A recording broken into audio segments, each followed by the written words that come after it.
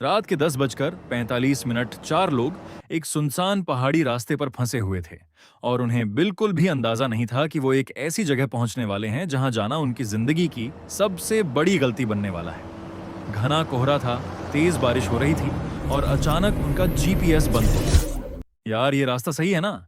लेकिन इस बार जवाब में सिर्फ खामोशी थी।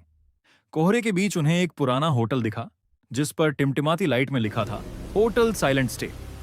वो चारों अंदर गए जहां एक बूढ़ा आदमी खड़ा था। उसने बिना उनकी तरफ देखे कहा, रूम नंबर 307, लेकिन रात में दरवाजा मत खोलना। कमरा साफ था, लेकिन दीवारों पर खरोंच के निशान थे, जैसे किसी ने अंदर से बाहर निकलने की कोशिश की हो। मीरा फोटो ले रही थी और जैसे ही उसने एक फोटो क्लिक की, वो अचानक रुक गई, क्योंकि फोटो में चार नहीं बल्कि 5 लोग दिखाई दे रहे थे। रात के 1:17 पर बाथरूम से पानी टपकने की आवाज आई, लेकिन अंदर सब कुछ सूखा था। रोहित जैसे ही बाहर आया, उसने आईने में देखा कि उसका रिफ्लेक्शन उसके साथ मैच नहीं कर रहा था और वो मुस्कुरा रहा था। अचानक दरवाजे पर दस्तक हुई। प्लीज मुझे अंदर आने दो। ये आवाज मीरा की थी, लेकिन मीरा तो पहले से ही कमरे के अंदर खड़ी थी। मीरा डरते हुए बोली, मैं यहां पहले भी आ चुकी हूं।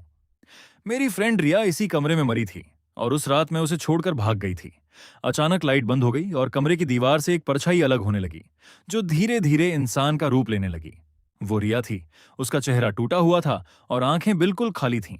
उसने धीरे से कहा, तुम मुझे छोड़कर चली गई थीं। मीरा डर के मारे कांप रही थी। रिया और पास आई और बोली, अब तुम कहीं नहीं जाओगी। अचानक दरवाजा खुद बंद हो गया और कमरे में चीखों की आवाज गूंजने लगी। फिर सब कुछ एकदम शांत हो गया। अगली सुबह होटल पूरी तरह खाली मिला।